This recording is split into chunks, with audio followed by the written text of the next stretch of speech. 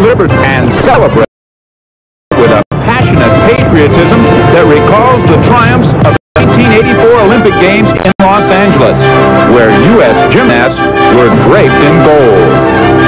Will the success of the past light the way to Olympic victory in the future at the Games of the 24th Olympiad in Seoul? The answer is just over 2 years away. An exhaustive trek to the Olympics that some athletes have made before.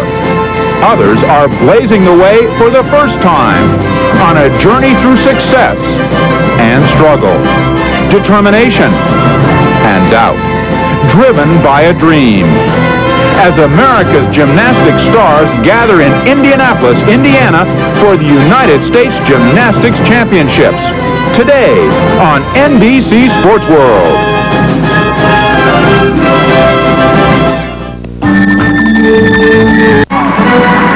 After the California Gold Rush of '84, Americans came to expect glory from their gymnasts. But glory has a price, high risk, and heartfelt intensity. And before you can become a champion of the Olympics, you must first become a champion of the USA. Hello everyone, I'm Greg Lewis. Welcome to Market Square Arena in Indianapolis, Indiana, for the United States Gymnastics Championships. And working with me, two athletes who certainly know how to deliver when they must. Former Olympic gold medalist Peter Vidmar, nice to see you again. It's great to be here, Greg. And Mary Lou Ratton. Now, Mary Lou, you won this title a few years ago. You know that you only have a few seconds to make the U.S. team when you perform in this event.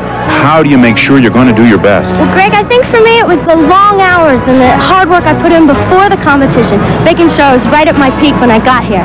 All right, Sabrina Marr was able to do that in 1985. She comes in as the defending champion, but a tough field going against her. Oh, we have a lot of good girls in the field today. We have Jennifer Say, great optional skills, very consistent gymnast. We have Joyce Wilborn, incredible explosive power. You have to watch this girl vault and tumble. And we have a newcomer to the scene, Hope Spivey. She's got everybody talking. All right, the women, an excellent field, but what about the men, Peter Vidmar? Now, you led the team to a gold medal in the 1984 games, then you, in fact, half the team retired. Where do we stand now? Well, even though half the team is retired, we still have Tim Daggett and Scott Johnson, both 1984 Olympic gold medalists. They really give a lot of experience to the younger guys. We've had a lot of training camps lately, and that's really built some team camaraderie, which was really important for us in the 1984 Olympics. All right, the champion in 1985 for the men was Brian Babcock. He is back, Peter, but what about the others he has to face? Well, after the compulsories, Tim Daggett's like a man with a mission. He shot out like a rocket, and he really wants to win. He's got a substantial lead. Scott Johnson, unfortunately, on the other end, had a disaster on his compulsory high bar routine, and he's really got his work cut out for him if he wants to even make the national team. Let's look for some really good routines, though, from our defending champion, Brian Babcock, as well as the Hayden twins, Dan and Dennis. And they're in second and third, respectively. After the compulsories, Tim Daggett is the leader, 56.9. It's a good lead. Another story, Scott Johnson, Olympic gold medalist, in 24th. He must finish in the top 18 to make the U.S. team. Now coming up, this is Dan Hayden on the vault. 21 years old and has had some serious injury problems, Peter. Dan tore out his ankle about 8 months ago, so he's had problems on the vault. He does a handspring front flip, took a big hop to the side. It seems like he's still favoring that ankle. Let's watch for his knees. He tucks his knees in just a little bit too soon on the pre-flight, so he can't go any higher. Then he starts to rotate. And then watch the landing. Looks like he's favoring that ankle there. The score for Dan Hayden, 9.3. And now Charles Lake's getting ready for his first rotation in the all-around optionals. This will be the high bar. Events going on at the same time on the floor. Each man will compete on 6 apparatus in the optional competition. This has always been one of the real strong events for Charles. He's made mistakes because he goes so all out on these tricks. But Charles is going to try 2 reverse hecks in a row. There's one, and there's the other. Oh, that was nicely done. Very well done. Known for his amplitude, Peter, which I think is a word we should explain once again. Amplitude is simply going for the maximum on each skill. Charles is trying to go higher and extend farther on every single trick. And there's a triple back flip. He took a step, but that's a great dismount. And you can see why this is the favorite apparatus for Charles Lakes. If he scores high enough here, he can move up from 6th position, and he does. 9.7 for Lakes on the high bar. That'll pull him up to 5th. But at the same time, on the vault, disappointment for this man, Dennis Hayden, only a 9.15. And that could drop him out of 3rd place. Next, on the rings, it's Tim Daggett, our current leader and Olympic gold medalist. who now says he has renewed goals in this sport. I always need something to strive for. And so I went back into the gym, I can remember, and I said, okay, I'm going to give it one shot. I'm going to go back into the gym, and I'm going to work really hard, and I'm going to see what I feel like. And I can remember being in there for about 5.5 hours that day, and I walked out, and I was so tired because I was out of shape. I could hardly lift my bag over my shoulder. But, you know, walking to my car, I never felt better. And rings is a great event for Tim to start out on because he can really go all out here. He does a kip to a V, which is his first strength move. And Greg, one thing that's different from 84 is that 3 strength moves are now required. Here's his second. It's an iron cross. And he's going to have to do one more strength part. This is a new trimmer Tim Daggett, it looks like to me. He really has lost weight. I think this is about the lowest he's ever been in competition. Here's a press to a handstand. Here's an inverted cross, which is his final strength part, and it looks like he's going to set up for his dismount. 24 years old, just recently, days ago, graduated from UCLA. He's glad to get that over with. Give him a little more time to concentrate on looking toward 88. And here's a double layout dismount. Oh, he stuck it. What a great job. Superb there for Daggett. This is Brian Babcock dismounting from the high bar. He was the champion of the U.S. in 1985, trying to hold on to that title as Daggett makes his charge. The rest of Brian's routine was just fantastic, and so with the problems the Hayden twins had on vault, Brian could really move up. The score for Tim Daggett on the rings, 9.65. He's going to hold on to first place, and Brian Babcock, the high bar, a 9.65 for him, and he will move into second. So here's the standings after the first rotation. Daggett in the lead, followed by the 85 champ, Babcock, then the Hayden twins.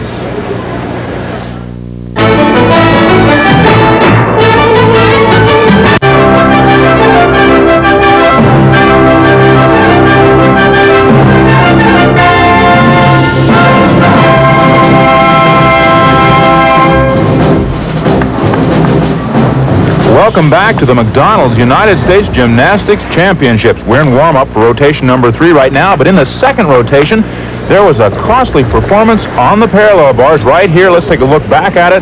Dan Hayden. Dan had a really good routine going for him until the very end when he does a back toss here and he goes for a walk on the bars, and every time he takes a step, that's a 1/10 of a point, so it really cost him a lot. The final score for Hayden was 9.2. And that had a big impact on the overall standings after the second rotation. Let's look at those right now. Tim Daggett still held on to the lead. Brian Babcock in second. Dan and Dennis Hayden switched positions. Before we start the third rotation, let's look at a piece of equipment that's revolutionizing this sport.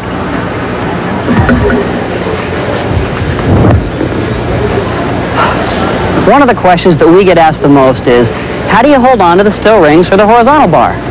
Well, aside from our own grip strength, we get a lot of help from our old friend, the handguard. Or maybe I should say our new friend, the handguard. You see, in the past, it was almost impossible for a gymnast to perform a difficult skill such as a one-arm giant on the high bar or a half and half out on the rings because they just couldn't hold on to the bar or the rings. The pressure was too great and they'd slip off. But now, gymnasts do those skills every day due to the recent evolution of the handguard. Let me show you. The old handguard was simply a very thin piece of stamped out leather. And when we put it in between our fingers, we create a small little hook. We want to grab onto the bar, and then that would give us a pretty good grip. We could do most of the tricks that were performed a few years ago. But nowadays, we're using some very, very well-treated leather, very sturdy, very thick. And we have a dowel that's placed right behind our fingers. We put our fingers in the bar, and then we get kind of a hook. And that hook gives us an incredible grip so that you can hold on for those one-arm giants or those dismounts on the rings.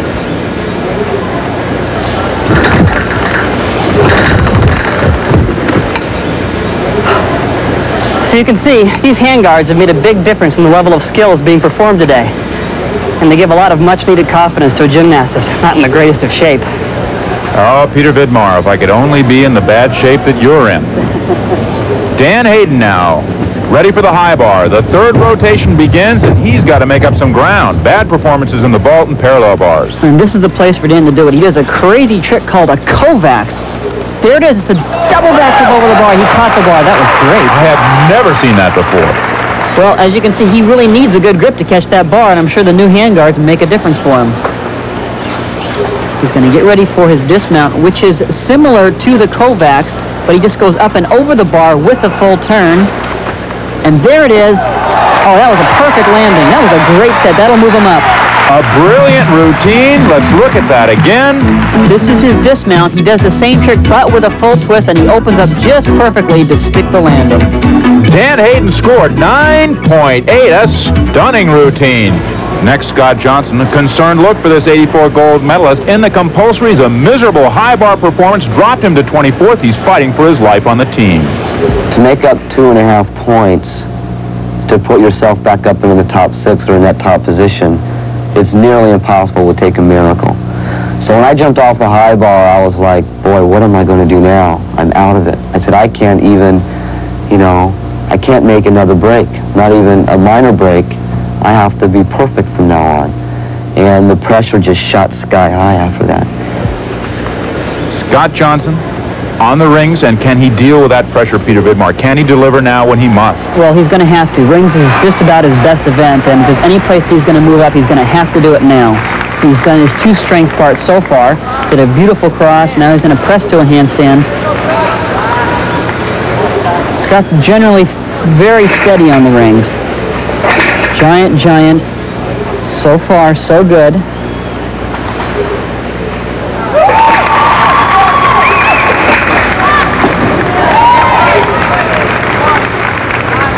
Fighting off a shoulder injury. And piked half and half out.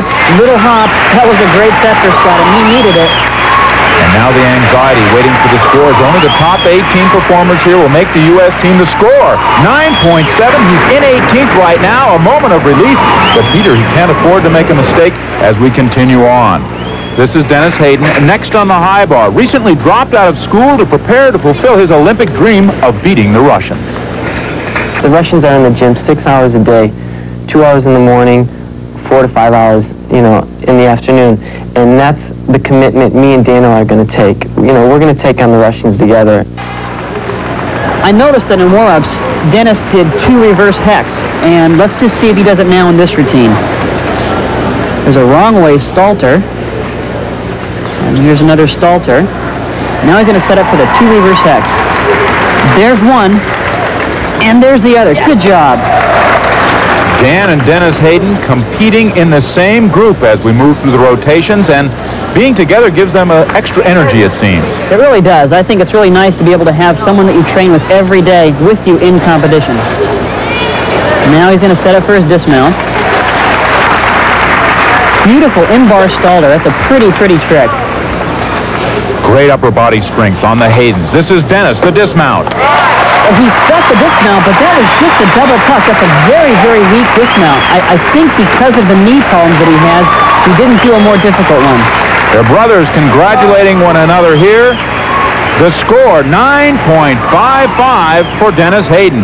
And so after the third of 6 rotations, Tim Daggett in the lead, but only by 0.8, followed by Brian Babcock, last year's champion Scott Johnson in 18th. We'll be back here in Indianapolis right after this.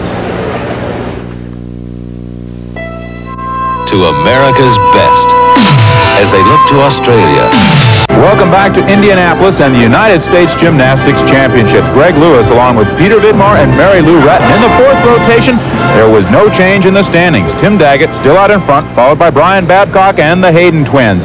This is Dennis Hayden's performance in that 4th rotation. The tumbling here made possible by a new brace that's really made him able to sustain his career. Yeah, Dennis tore his anterior cruciate ligament at last year's NCAA championships. He opted not to have surgery and to wear this brace instead. And this is what he had to say about it. I kind of think of my brace being my secret weapon, so it doesn't get in my way. I want it to be part of my body, and it's really doing the job that it's supposed to do, and I'm very happy with it. What about this performance, though, Peter? Well, it is a very weak mount, and both Dennis and Dan, because of their injuries, have had problems on floor exercise, and so it's difficult for them to get a good score. If they're going to beat the Russians, they're really going to have to increase their difficulty level. The Russians, superb tumblers. Again, this was earlier. Dennis Hayden on the floor exercise.